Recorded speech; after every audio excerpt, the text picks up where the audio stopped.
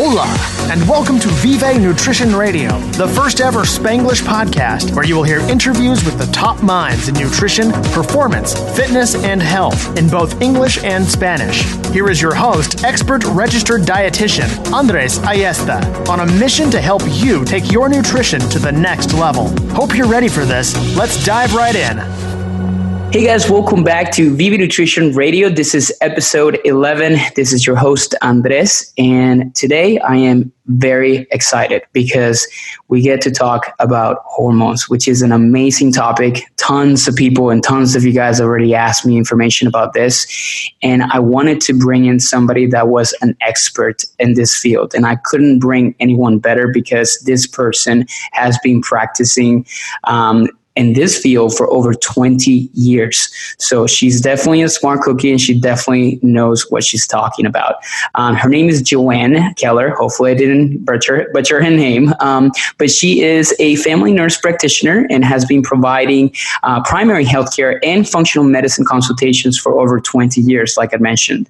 As a result of her nutritional and hormonal counseling and self-care skills learned under her care, many patients have actually become so healthy that her practice, listen to this, transitioned from sickness-based to a wellness-based practice in 2007, which I absolutely love that.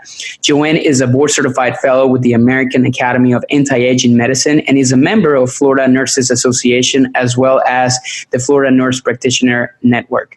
As a nurse practitioner, Joanne's goal is solely to engage others in taking responsibility for their own health with an approach that is holistic and encompasses mind, body, and spirit. I love that. Joanne, welcome to the show. How are you doing today? I'm doing great. Thank you so much. Well, I thought that we could probably get started on this conversation because there's a lot to cover. First of all, how did you kind of get started on this? And then kind of what got you from, because one of the things that kind of like stood out from your bio was how you transitioned from sickness-based to wellness-based. So can you tell us a little bit about what kind of made you switch and what kind of sparked that change at the beginning of your career?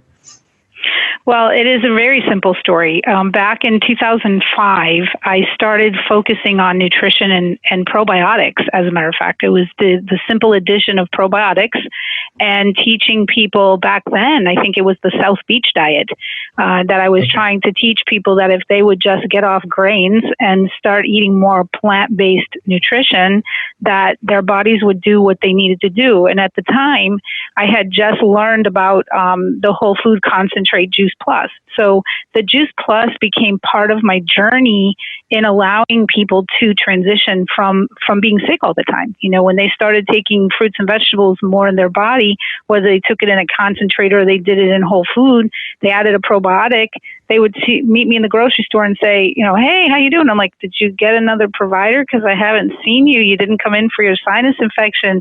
And they're like, but I didn't get sick. I haven't needed to see you anymore.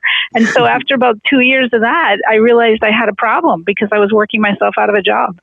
So I literally had to go seek out a place to buy, and I moved into a different town. And I said, you know, this is my time to determine, you know, I changed my business from a sole proprietor. It was a family practice, and I changed it to a wellness center, and it was a dream come true for me. Wow. So essentially what you're saying is like literally you went out, basically you were out of a job because like sick people were not getting sick anymore. They totally weren't. Literally the census of my practice had dropped so considerably, and it was because I had put everyone on Juice Plus and probiotics. Wow. I got them eating better. Let food be thy medicine. That is amazing. Yes, exactly. So, and how did you get, so I know like you're an expert in hormones. So, and I know that's the topic for today. So of course, like you got into the whole area of probiotics, which I'm a huge supporter of. And I try to study it as much as I can. And also including more fruits and vegetables. And I've read a lot about that Juice Plus that you've talked about. So let's kind of like dive a little bit more into like the whole hormonal aspect, because this is a topic that gets overlooked so often. And this is what happens, at least in my practice, in my nutrition coaching business, that people come to me and says, I cannot see results. And they've done everything. They've done this, they've done that, which sometimes that's the problem. But sometimes there's an underlying problem, which may be related to hormones, which actually happens probably 4 out of 5 times. So let's actually first understand the basics. So let's talk about hormones. And I guess I wanted to ask you first, like, what are they, so we can tell our audience so they can kind of have a good foundation, and what are they really responsible for in our bodies? Well, the hormones are the building blocks of all of our cells. So they serve as a chemical messenger. And without them, or if the levels drop too low, our body struggles to know what it's supposed to do. So even if someone is eating to the degree of which you have them as a coach, and you have them keep a food log and all of this other stuff, if their bodies are getting maybe exposure to endocrine disruptors, that's a nice word for colognes and body sprays and plug-ins in the wall for air fresheners, and all of these things in the environment actually interfere with the whole biofeedback loop of how a hormone is made. And so if hormones are our vital chemical messengers that are supposed to tell our bodies what to do, well, we're supposed to make them readily every day. But what happens is these endocrine disruptors come in the way, and then they confuse our bodies. And our bodies don't know that we have to keep making them because they think that we already have them from the environmental exposures to things that we don't even consider a hormone. And so if that's what's happening, then when we try to get our goals met, it's always interfered by a drop in something. Someone is trying to fit into some, like women, especially for our practice, it was mostly women, and now we have really transitioned to men. But for women especially, they'll come in and say, I have a wedding, my daughter's getting married, I have to fit into this dress in 2 months. And they work out and work out and work out and work out, but they don't look at the surroundings of their environment, and they're drinking out of plastics, and they're microwaving food with plastic on top of it, and getting the xenoestrogens that the body will consider an endocrine disruptor. It will totally confuse the body. So that is one of the things that I see the hugest piece, and it doesn't matter the age. It could be children that are losing their hormone ability to make and optimize their levels because of our environment. Wow. So definitely, so basically saying that our environments also obviously can definitely affect our hormonal balances and our hormonal levels. Like, can you provide maybe like an example of, like, so for example, you mentioned plastic. Is there kind of specific associations between specific endocrine disruptors and specific hormones that we can kind of like dive a little bit more into? Yes, especially with women. Again, women need a lot more estrogen than men do, although men need all of the hormones as well. So men get kind of confused when I say, hey, I'm going to test your estrogen level. And they're like, are you sure that you didn't mean it for someone else? And I say, no, you need to have 1/10 of the estrogen of a woman, and a man has 10 times the testosterone of a woman. You see, so it's all relative on the sex. But an example would be a woman who has a problem with secreting too much estrogen. And maybe she has put on so much weight and her ovaries just keep on producing more and more estrogen, but the body is sensing that it needs more estrogen because they keep getting these plastics and they keep drinking out of plastic water bottles, and perhaps I'm trying to think of some other things. There's a lot of things that people, the people who take their plastic water bottles and put them in a freezer. If you heat or you keep a plastic water bottle in a hot car and you drink from the plastic, the leaching of the plastic ingests in our body, and our bodies get the trigger to say, okay, you have enough of this, now make more of this. And so then you get that overage of the estrogen dominance, and then these women get miserable. They're swollen, they're puffy, their weight gain, and their breasts are tender, and their body just gets bigger and bigger and bigger. I mean, that is a typical example of stripping down the environment. And in my practice, I definitely do that. I give them a list of things to avoid, toxins in the environment, and one of them is the xenoestrogens or the plastics. Plastic, by plastic, you mean like the BPA that is usually present? BPA, one-time use bottles. People put even their supplements in Ziploc baggies. I mean, I see it all. They're putting everything in plastic. Wow. And so that interrupts the body's ability to know how, because we're a biofeedback loop. Our whole body is always geared on, okay, do you have enough of this? I sense that you have enough of this, so I'm going to shut down. And then when it senses it's too low, it speeds back up and makes more. So if something comes in the way of that, then you get this confusion. And that's what we're seeing. We're seeing it in young, teens, 20s, people who have the lowest hormones I've ever seen in my life. And you start interviewing them and ask them their habits, and you start finding out these things. Wow. Now, so let's like, just for our audience, just for reference. So if we can, let's say, for example, try to understand like the different hormones that are critical from the nutritional standpoint. I mean, all of them are, honestly, I know that, but what are some the critical hormones? So for example, that we need to start to look at, and that are very heavily affected by these endocrine disruptors that you're talking about, but they're also sometimes not related to that, but that definitely affect things like, for example, we have a lot of, in our audience, we have a lot of men. So for example, peak performance for athletes and things like that. So we can kind of start like separating them out so people know what we're talking about specifically. Okay. So, of course, all of them are important. I agree with you. But testosterone is the one that most people think about when they think about muscle building and strength and men and that kind of thing. But the heart and the brain need estradiol, thyroid, a balanced level of DHEA, and insulin and cortisol have to be in range. So when someone is trying to build and they're really working hard at their nutrition and they want to build muscle, they're going to have to continue to get the other things in line, like they're in improved sleep and not trying to overtrain, because every time the body goes under stress, whether it's doing an extra workout in the week, you're going to rise cortisol. And cortisol and insulin happen to rise together. And so keeping that whole balance of cortisol and insulin, cortisol being the adrenaline hormone or the adrenal hormone that regulates our fat.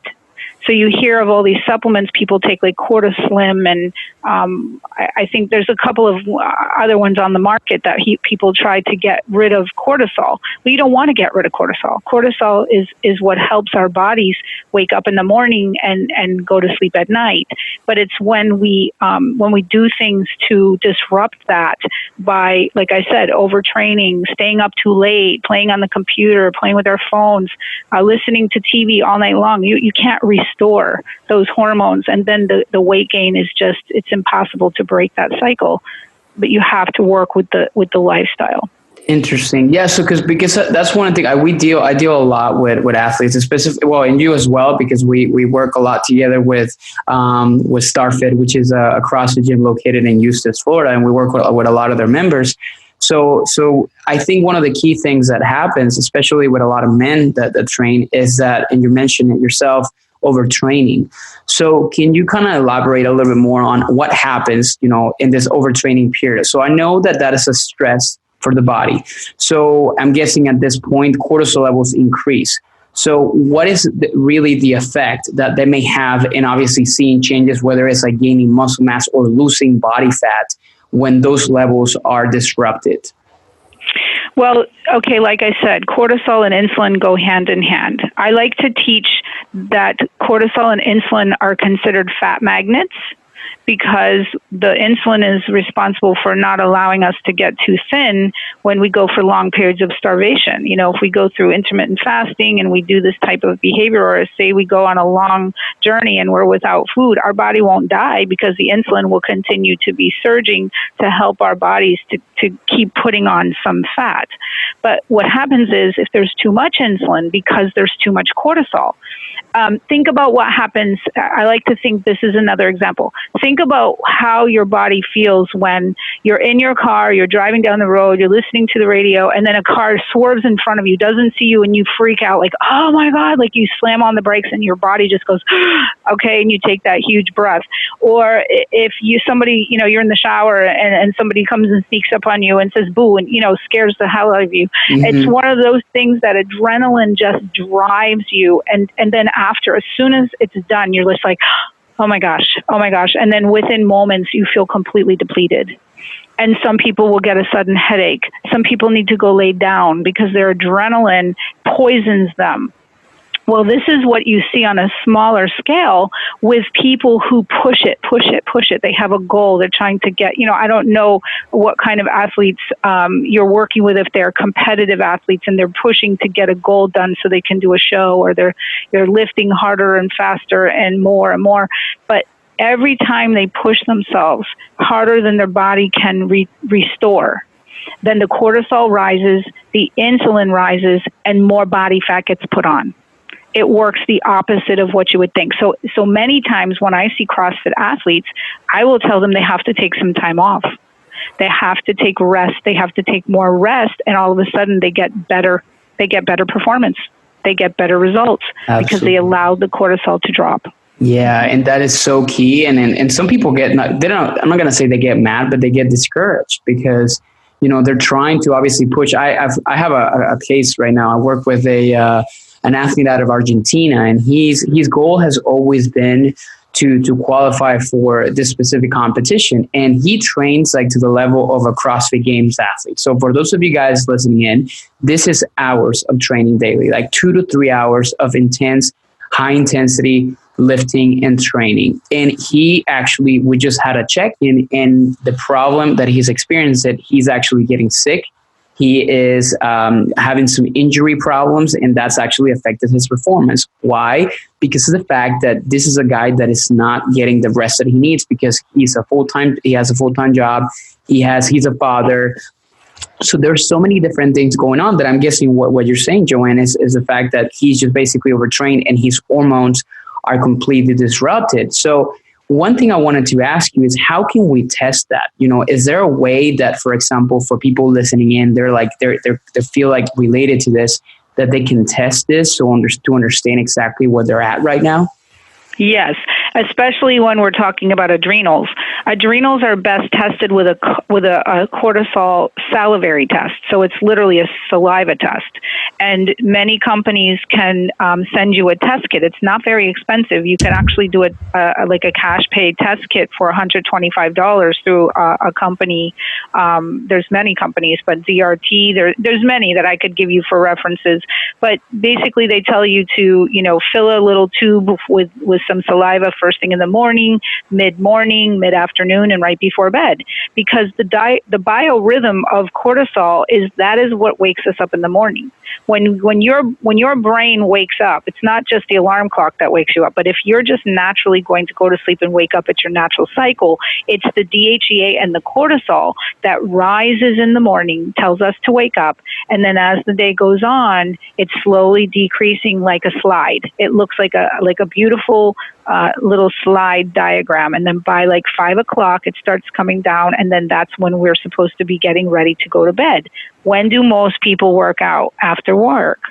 And so that cortisol that's supposed to be down at a really good level, then they go to the gym and then they work out really hard, and then the cortisol spikes. It spikes unnecessarily. It spikes anytime you have caffeine. It spikes anytime you have a stressful event. And so you get into this whole, like I said, it's a very kind of confused adrenal, and it doesn't know when to rest. So when it is time to lay down and go to sleep at night, people will say, I'm exhausted, but I lay there and I'm wired but tired. I know I have to sleep, and I know I have a big day tomorrow, but I can't get to sleep, because their brain just keeps going and going, because that is, like I said, the adrenaline, kind of that constant chronic adrenaline hit that the body gets because we did it. We pushed our bodies past the point of when it was supposed to rest. Wow. So, and I'm sure a lot of people are probably going to ask me this question, follow up on this podcast, which is, well, what if this is the only time that I have to be able to either train or to exercise? Is there any kind of way to kind of reduce, or because what you're saying, what I'm hearing you say is the fact that cortisol and the stress kind of like hormones are going to rise up at nighttime if you're putting a lot of effort, a lot of, exertion at this time. So is there any kind of way to kind of control that, or to alleviate that aspect of things, if that's the only time that you're able to train and to work out? Yes. You can make sure that after the training, you're going to do everything you can to reduce that cortisol level. That means not, making plans to be up very late. It could be doing an Epsom salt soak in the tub. It could be making sure you're not looking at your computer or doing any kind of phone work or anything on a blue screen for, several hours before bed. So working out at night is okay as long as you're not going to go to sleep right away, because it's that cortisol that rises that keeps us awake. So insomnia, one of my biggest questions when someone comes in and tells me they can't sleep, I ask them to tell me what their typical day looks like. What time do they wake up? When do they eat? What do they eat? What do they eat after they work out? What time and how hard are they working out? So, it's not the best case scenario to work out in the evening. It never has been. I mean, people who are in functional medicine have always been trying to get people to work out in the morning because that is when your adrenals are the highest, and that's when it's normal to be high, you see? So it's okay for it to be really high in the morning, and then it will slowly, decline. But there's a lot of adrenal supplements that are out there too. And to answer your question about the testing, the adrenals get tested with saliva, but the blood testing is what we use for the other hormones like testosterone, progesterone, estradiol, DHEA, those, and insulin, and any other hormone like prolactin. We would test all that in the blood. Okay, well, interesting. Well, there's so many different routes that we can take from now because I want to ask you, there's so much stuff that I have in my mind right now, but let's actually stop by the blood testing. And because there's one thing that a lot of people ask me, or sometimes like a lot of my clients bring in test results from like their testosterone levels, cortisol, thyroid, all these different blood panels. But, a lot of times like this testing, because there's so many big ranges between them, so that are considered normal, but versus like what I've heard, and I think you've talked about this in the past, normal versus optimal hormone levels. So can you elaborate more on this as far as, but we can probably talk about the ones that we kind of covered so far, which include testosterone, cortisol, insulin. What does that mean? What does it mean really between those two things? Well, I love this topic because people bring their lab work to me and they say, my doctor told me that my labs are normal. Why do I feel so awful? And I'll look at it and first glance, I'll say, well, yes, they're all in the normal range, but let's look at your vitamin D. Vitamin D is a prohormone. It's responsible for so many things in your body, especially now in cold and flu season. We want everybody's vitamin D to be as high as it can be. But the reference range goes from 30 to 100 on most laboratory reference ranges. I don't want mine to be at 32 and have someone tell me that's normal when the bottom end of it is 30. I want mine above 80 so that I can ward off colds and flus. I can prevent 17 different kinds of cancer. I can help to reduce my blood sugar with a vitamin D above 80. So in reference ranges, people will develop symptoms when they're in the normal range. Their symptoms go away when they get in the optimal range. And so I would always tell people, look at the range and try to hit the highest quintile. Quintile would be like the reference point of, if you divided it by 5 and you look at, the 1/5. So the highest level without going over the level is where I shoot for people's levels. Okay. So a vitamin D level would be like above 80. A men's testosterone, let's talk about testosterone because this is a huge deal. You know how many men that come in to see me, they tell me their doctor says, they're 30 years old. They're told that their testosterone is normal at 400. And I have them fill out a checklist, a symptom checklist. And they have out of 20 symptoms, they have 15. Because their level is 400. Oh, but it's normal. It's a normal level. And then I tell them your symptoms are going to be there if it's less than 900. This reference range goes from 250 to 1100. Wow. And I'm talking most laboratories will show a men's level from 250 or 350 even to 1100. I want my patients above about 900 to 1100. That's when all the symptoms go away. And they feel amazing. But guess what? Their levels are in the normal range, but they just happen to be at the highest end of the normal range. So that is the optimal level. Okay, that makes sense. And we're going to dive a little later into how we can optimize that. Before we do so, I wanted to ask you one thing regarding testosterone, because I posted about this recently. Because in lab work, we get obviously our that testosterone level, which I understand is bound testosterone. And there's also free testosterone. So what's the difference between that and what is it really that we look at? Because I've heard, from some practitioners that, your bound testosterone could be relatively low, but then if your free testosterone is high, that's kind of what your body uses. And that's a better marker. What are your thoughts on this? Okay, this is a great question, but it's going to require an explanation of what the hormone marker of sex hormone binding globulin. Let's do it. SHBG. Okay, so in my practice, I added sex hormone binding globulin to everybody's blood work because I want to know how high or how low their sex hormone binding globulin is. All it is a protein that binds your hormones to it. I explain it as a saddle sitting on a horse. If your saddle is really big, it's going to bind down a lot of your hormone and you're not going to feel it. So you have to use a lot of hormone with that person because their sex hormone binding globulin is so high that you have to use maybe 2 times as much hormone for them to feel it, because in order for it to rise in the free testosterone level, it has to fall off the saddle. It has to saturate the saddle and fall off the edges for it to free up. So people can come in and say, well, my total testosterone level is 800 or 900, but their free is in the lowest end of the quintile. You have to use more, and you can explain it by looking at the sex hormone binding globulin is off the charts. Well, guess what? It's great to have the sex hormone binding globulin high because it prevents men against prostate cancer and it prevents women against breast cancer because there's not a lot of free hormones circulating all the time. You see? So it's a protective quality, but in the same token, if you see a man whose sex hormone binding globulin's in the 20s, you get concerned because that is a high risk for heart disease. You want to use testosterone to raise, this is important, you want to use testosterone to raise estrogen or estradiol in that man's body because that's what raises the sex hormone binding globulin to a healthier range. Wow. So men are always concerned about, well, I don't want to get man boobs. I don't want to use testosterone and end up, having breasts that I don't want.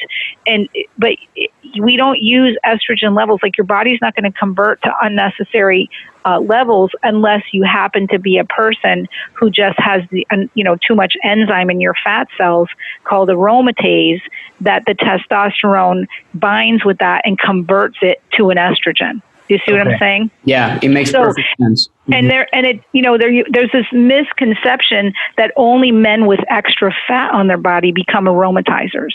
That's not true. Men can have aromatase in their cells, in their fat cells, in a normally lean body. I've seen it. I've seen it many times.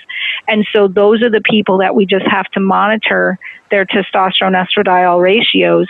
And if they do need to use something to help, we use a supplement called DIM. DIM, diindolylmethane, is a supplement that people can take to prevent that high estrogen soar with the testosterone.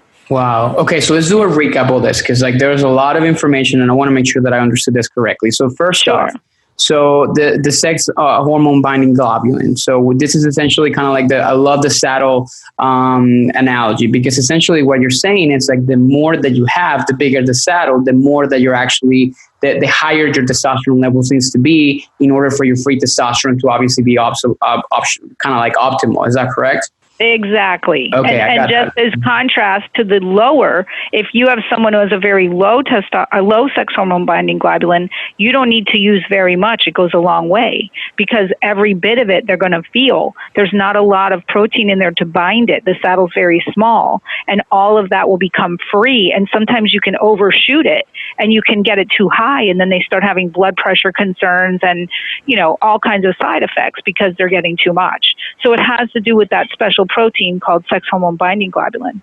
And so this would also explain how some guys actually feel great at lower testosterone levels, like the bound testosterone levels, like in the levels of maybe 400 or 500, when I'm guessing their sex binding their SGB. I always that's a mouthful, but it is. I know. Yeah, so it's usually when it's low, and it basically would make sense why they feel okay and they feel good because you're simply their saddle, I guess, is just smaller. It is. And I had a gentleman the same way. He had a sex hormone binding globulin of 25, and he got testosterone replacement, and he went into a level of 750, which normally I would say, man, we got to use more. And he said he felt like $1 million because It was all free. It really freed him up and made him feel amazing. Okay. Yeah. That's really, really interesting. Now, let's talk about another very important hormone that also has a huge effect into metabolism, which basically kind of regulates a lot of metabolism, which is thyroid. So what's kind of like the synopsis of thyroid, and what is the kind of things that we need to look at from, like, I guess, performance and I guess like body composition and weight loss perspective, some things that we really need to know about thyroid? Okay, so thyroid is a very confusing topic because if a conventional doctor or a provider does a blood test on someone, they generally only do a TSH, which stands for thyroid stimulating hormone. That is the hormone secreted by the pituitary that tells us if the pituitary is working, but it doesn't tell us if the thyroid is working well. It just tells us that the pituitary is healthy and it's sending a signal to the thyroid gland. Well, thyroid is completely tied to the adrenals.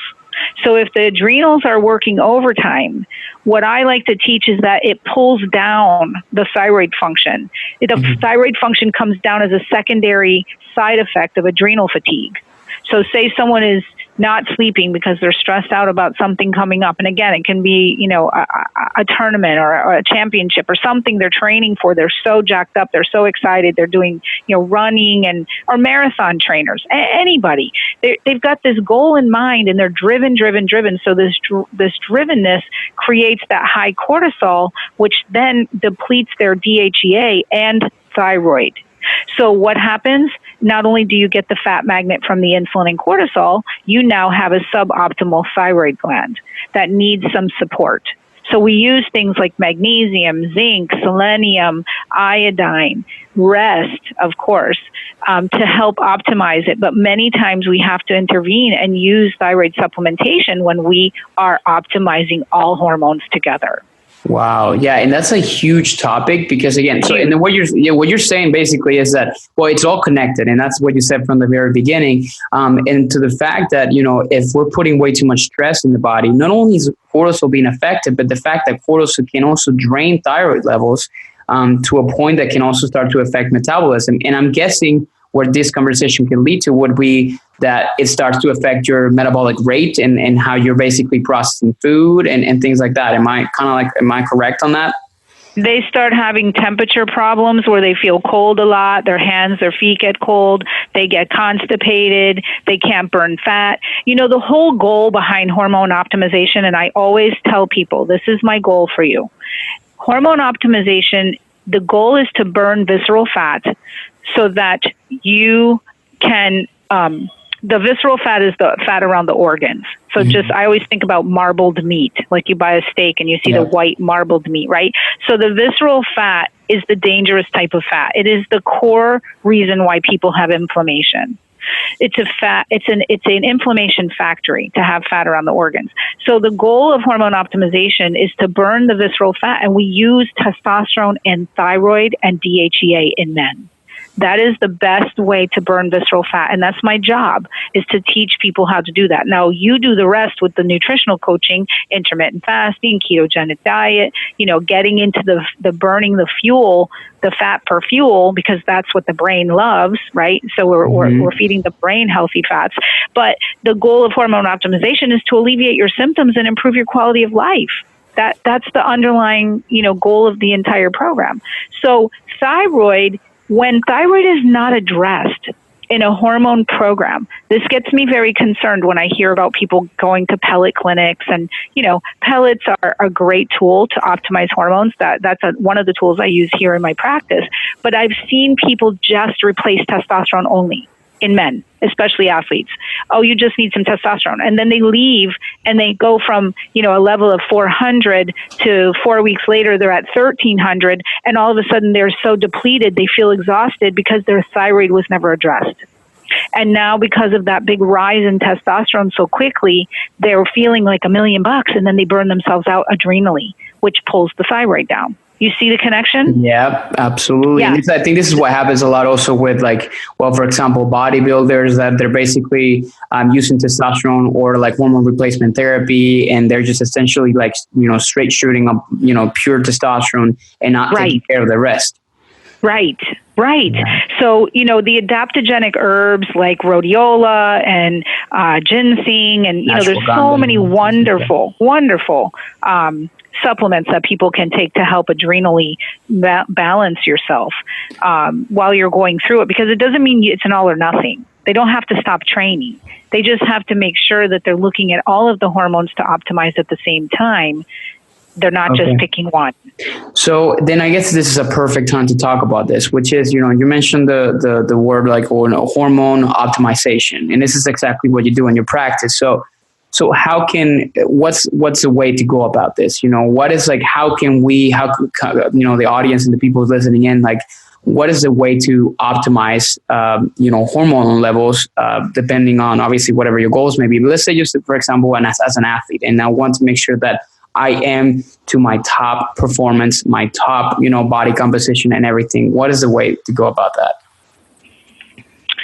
Well, first of all, if we understand that our population, and I'm going to talk about the young people now, okay? Really young people, our teenagers getting into early 20s, the sedentary lifestyle has caused their hormones to be so low, because exercise is the key to keeping the body fat low and the lean muscle high, right? So when both men and women need exercise, your testosterone levels are directly proportional to your body fat. The more body fat we have, the lower the testosterone gets. So increasing exercise is the best way to increase our body's ability to make more testosterone, whether we're a man or a woman. And which then that will build the muscle and burn the visceral fat, so that we're reducing chronic disease risk right from the get-go. So that's number one. Number two is people have to know their number. It's really important not to try to do this on your own. Partner up with a functional medicine provider, partner up with anyone who can order a blood test for you and interpret it. I mean, that's what I do. That is how I operate with everyone who comes to see me, whether they see me in person or on the phone. We basically order a blood test, and then we want to know, what is your number? Tell me what your fasting insulin is. Tell me what your DHEAS is. Tell me what your testosterone is. What is your estradiol? What is your progesterone? What is your cortisol in the saliva test? And then we discuss. Tell me what you're doing that now, if I teach you what all these mean, can you figure out for yourself what needs to shift just slightly, what you can tweak in your lifestyle to still maintain the goals that you're looking for, and not feel like you're killing yourself or getting injured or feeling sick along the journey. Wow.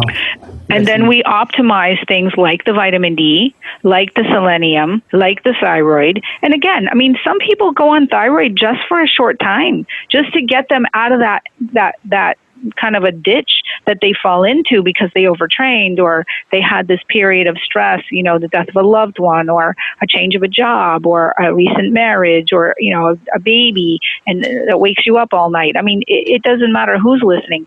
Everyone has the same type of interruption in life, and we have to deal. We still have to work out. We still have to eat right, and we have to try to get some sleep. But and I think I can only speak for the people that I'm working with locally in StarFit. They have been the ones to show me, because these are the first group of athletes, I have to say, in 17 years in my practice, my independent practice, that I've worked with athletes directly. They come in, they get their blood test, they tell me their symptoms, we fill out a checklist, and then within few weeks after tweaking them with a few supplements, they're like, oh my God, I feel so much better. And I'm like, well, let's do your blood levels again, 3 or 6 months later. And everything is back to optimal range. And now they're in peak performance, but they needed to know what was going wrong first, so that they didn't let this little imbalance become a disorder that then left unchecked would be a disease. And then a doctor would try to put them on a drug. You see, that's what I try to intervene. Yeah, so trying to get in the middle to make sure that you do the right thing. That's fascinating. Now, so I work with a lot of at ASPE, which is part of my full-time job, is I work with a lot of professional athletes. So we're talking not just necessarily just CrossFit, but now we're going into the area and the arena of National Football League players, NHL. Oh, wow. A lot of this different kind of level athletes, which I think this is one of the most important areas that it gets often overlooked, especially in these kind of athletes that are enduring so much training. Like as an example, like we have a very massive NFL combine program, which lasts about 8 to 12 weeks, which is intensive. Like these guys are training anywhere between 3 to 4 hours a day. Oh my gosh. And I control their nutrition, but I feel like there's obviously a very, very important missing component, which is hormonal optimization. Now, here's the thing. So there's two things, and I think I kind of read some on your website, which is there's hormone replacement, and then there's hormone optimization, we just talked about. Now, what do you think? So, because obviously from the perspective of, for athletes, because of the fact that they are sanctioned sports specifically for, drugs and they get tested and things like that, would you say that hormone replacement may not be maybe something that they may be at risk of for obviously getting flagged? Because I guess it's a very taboo area, specifically in this area, on this arena and in any kind of sports. So when I hear the word hormone replacement, I think, well, like injecting testosterone and doing all of these different things. So what are your thoughts on this, and what is kind of like the best approach for an athlete at this caliber, at this level? I think that getting on supplements that will support the adrenals and allow the adrenals to reset more easily is really important. And that's not going to flag them to be, it's not going to be detected on a doping test or urine test or anything like that. So it's really, if you're going to overtrain and you're training 3, 4, 5 hours a day, like you suggested these guys are doing, they have to be on a regimen of getting a set amount of sleep, drinking the set amount of water, taking the supplements that are going to help restore them, doing that Epsom salt soak so they can regain their magnesium levels that they lose so much when they're working out so hard. I mean, this all has to do with the cofactors that support the adrenal and thyroid. Okay. So they don't have to, I tell people all the time, you don't have to replace the hormones. You can try on your own to improve your own making of hormones. It's just going to take longer. When people are looking for the peak performance, they want that quick fix, and that's why sometimes it isn't a good idea to put someone on a prescription of injection or to give them a pellet. Men get like pellets every 4 to 5 months generally. Women will try to come in sooner than 3 months. And I'm like, look, you just need to exercise more. Your pellets are activated by cardiac output. It's your exercise lack that's causing your hormones to drop. So even in real life, it's not a fact that they're not getting enough exercise. They're not getting enough rest. So the rest would actually make them perform better, but they think more is better. And so, there's many other things, like I'm not going to list them, but there are a lot of hormone optimizers out there in different companies that work well for people, but it is really going to be about balancing their rest versus their workouts and making sure the fuel that they're putting in is going to be the top quality fuel that they can fuel their bodies with, which is your expertise. But there are athletes that are not competing that are doing well with hormone replacement, but we don't replace them to a level that's ridiculous. And we don't use straight up anabolic steroids. We're using human identical hormone, replacement. Yeah, so let's dive into that. Like, I wanted to ask you, so I think you mentioned pellet therapy, and I've read a lot about that, but I'm not too familiar with it. So what is so now let's dive more into like the hormone replacement and actually like the actual therapies that you incorporate as part of your practice to increase these levels. Well, the pellet therapy, it's a rather new tool for me. I've only been doing the pellets in my practice almost 4 years, so that's kind of new on the scale of how long I've been in practice. But prior to that, I only used injectables with men. And, even when I learned about bioidentical hormones, I didn't realize that if a man injects, before we talk about pellets, let's talk about the injectable, because that is still the least expensive way for people to replace. But they have to inject like every 4 to 5 days in order to have a steady level. Instead, doctors write for, take 1 cc in the leg every 2 weeks. Well, then you're spiking and troughing and spiking and troughing. What I love about the pellets is first we do the blood level, then we calculate the dosage based on their age and their weight and what their activity level is, and then we insert the pellets in the fat cells of the buttock, like in the upper buttock, lower hip area. Mm-hmm. And they just get inserted in a little surgical procedure with no sutures, just some steri strips, a little patch. They're told to try not to do any glute exercises for 5 days that would pump the glutes because you don't want the incision opening. And then within 10 to 14 days, they start to feel the effects of the testosterone. Again, it's activated by cardiac output. So pellets are an incredible tool for athletes, bicyclists, runners, weightlifters, trainers, and even tennis players. I mean, you name it. Pellets are the way to go because they don't have to shoot. They don't have to remember injections. They don't have to use cream. They're not going to contaminate their partner. They're not, there's all kinds of reasons why pellets would be great. But what I love about it is the levels go down when you sleep and they rise when you get active, just like your normal hormone levels. So it's kind of like a sustained release of the hormones in a way, it is. Correct? It is. And, athletes will burn through them quicker. That's the other thing. They need to have pellets more often in order to keep their optimal levels above that 900 mark, because you don't want them to drop down and then put their hearts at risk and, develop high blood sugar and things like that. There's a whole host of things that go on when the blood levels drop below what's optimal. Now, and one thing I wanted to ask you, because a lot of people ask, well, it's a common question with, in this world, in the world of obviously hormone optimization and replacement, which is, well, when you're kind of like, in the case of injections, when you're supplementing, where you're adding, outside sources of testosterone, what happens to the natural production of testosterone? If that's something that, from the injection perspective, you have to take care of. And the same thing on the pellet therapy, is there anything that needs to be done on the side to make sure that, your natural production system is not being affected, or is that even a thing? That's a perfect question. Like, I'm going to take you for example. Okay, let me use you're an example. Okay, so you're a young male, and you have perhaps a family in your future. We cannot take the chance of putting a pellet in you without protecting your ability to continue to make sperm and stay virile by using injections of HCG. So we use HCG injections along with testosterone to replace in young men. And that is imperative. We would never use testosterone on any man who has not completed their family without the use of HCG. So that's important for the listeners, because they'll try to go and get testosterone replacement, and and if they don't have that conversation with the person who's helping them, they need to know they can shut down the ability of the body to father a child if they don't take into consideration that when you use testosterone replacement, you are shutting down the pituitary's ability to secrete the prolactin, and the gonads shrink. They do. They absolutely shrink by a good 15%.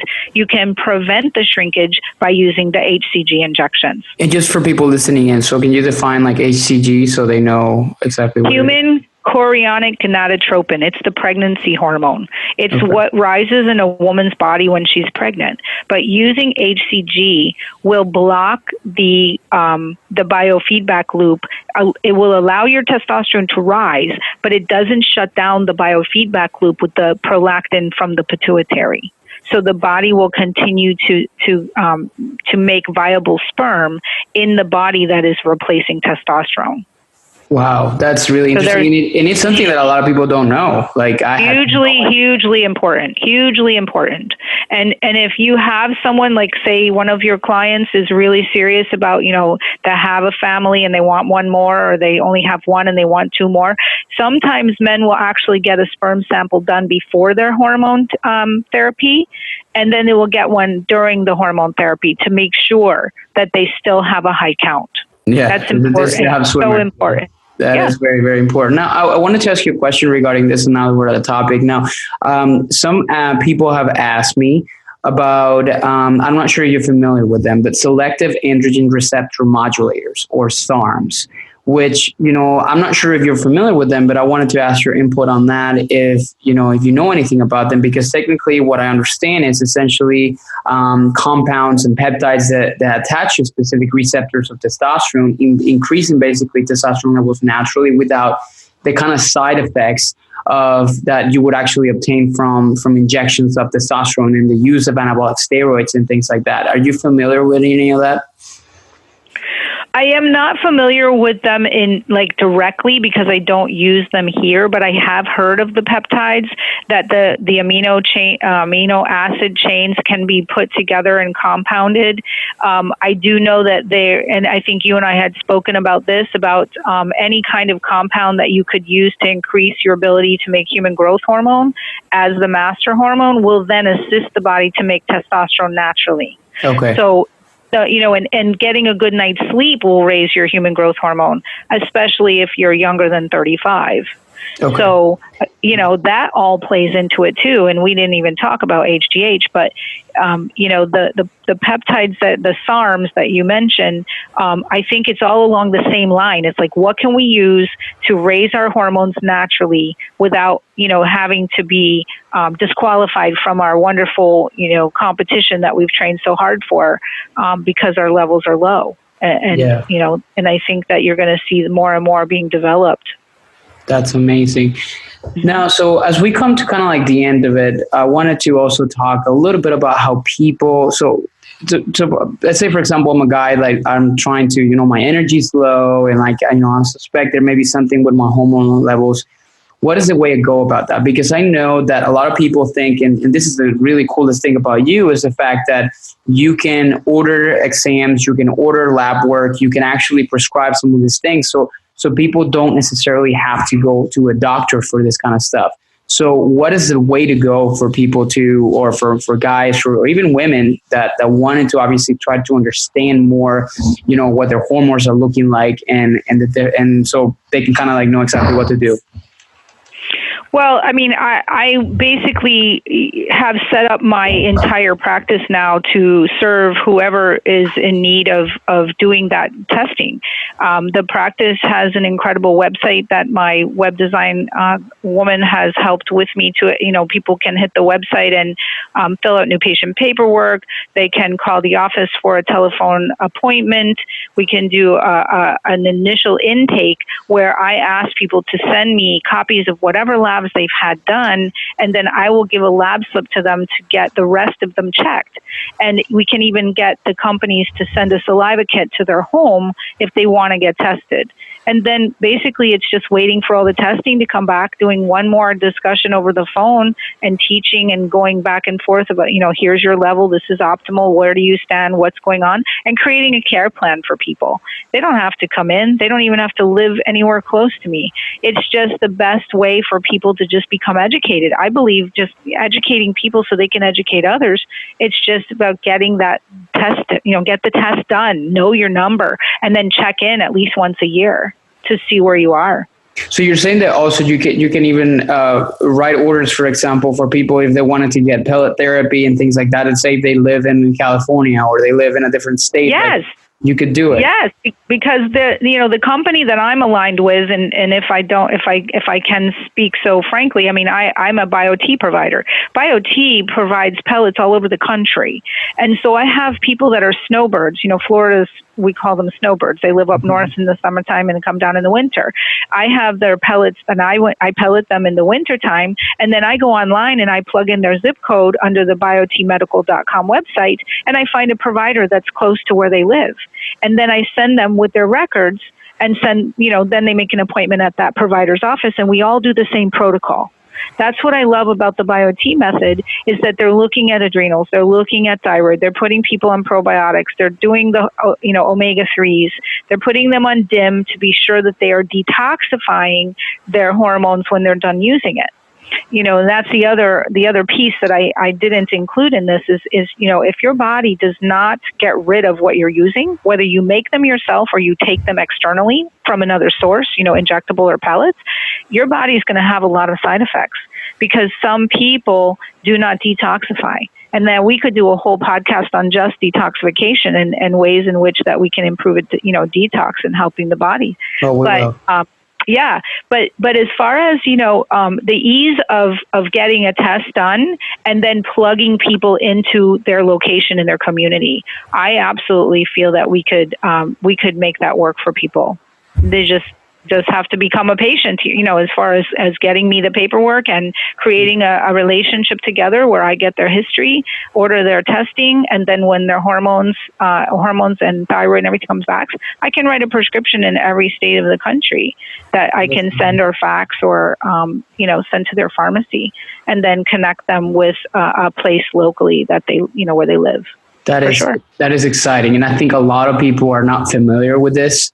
And in fact, me and Joanne we're having conversations about, kind of joining forces so we can kind of take care. I can take care of part of the nutritional part of things, but at the same time, working in, as a partnership to make sure that, my clients are also taking care of their hormones, because if they're not taking care of that, whatever my job, my work is just going to be, I'm not going to say worthless, but it's not going to be as efficient, and it may not work at all. So I think it has to be a multidisciplinary approach when we're approaching nutrition coaching and improving health outcomes for whether it's just performance or overall health or just kind of feel better or feel good. So I think that's a key thing that we're going to do in the future. Now, Joanne, how can people find out more about you? And I think you kind of talk a little bit more about you talked briefly about it.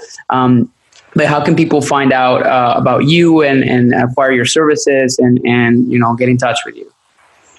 Well, my website is Joanne M. Keller, ARNP, stands for Advanced Registered Nurse Practitioner. So Joanne M. Keller, ARNP, you hit our website, and you can peruse through the entire website. It's full of free information. Yeah. There is patient education, but the specific location to find the paperwork that needs to be completed and submitted is under patient forms.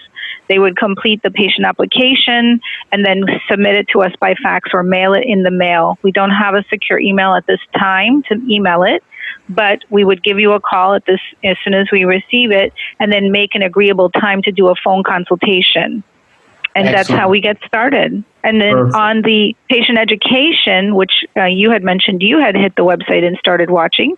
I have videos that I made back, my gosh, it's 8 years ago now, but it's timeless information. It's things about the importance of probiotics and sea salt and hormone optimization and just everything, infrared sauna, and there's all kinds of things on there that I feel that you can learn all by yourself, and then you come to the table educated, and then we can discuss, moving forward, whether those tools would be something that you need to touch.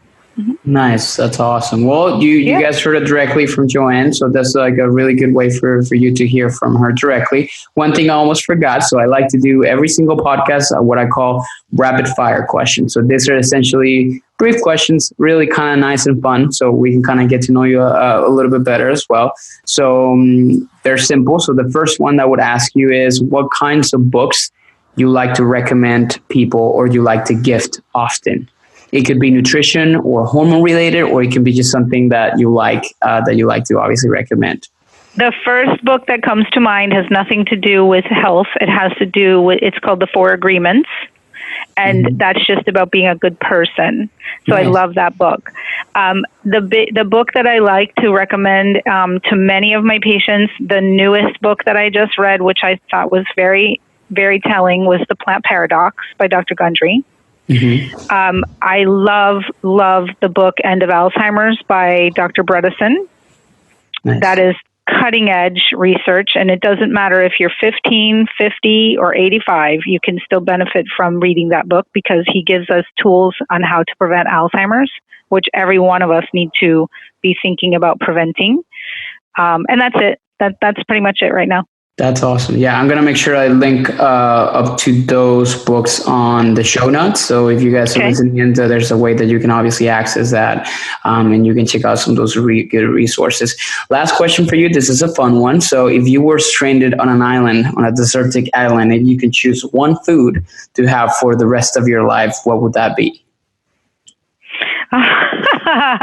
I love that one. Oh my goodness. Makes people to think. My brain is saying, what should I say versus what do I want to say? And there's rapid fire, so it's the first thing what you want to say. Absolutely love. Oh my God, I could eat jars of almond butter. Almond butter.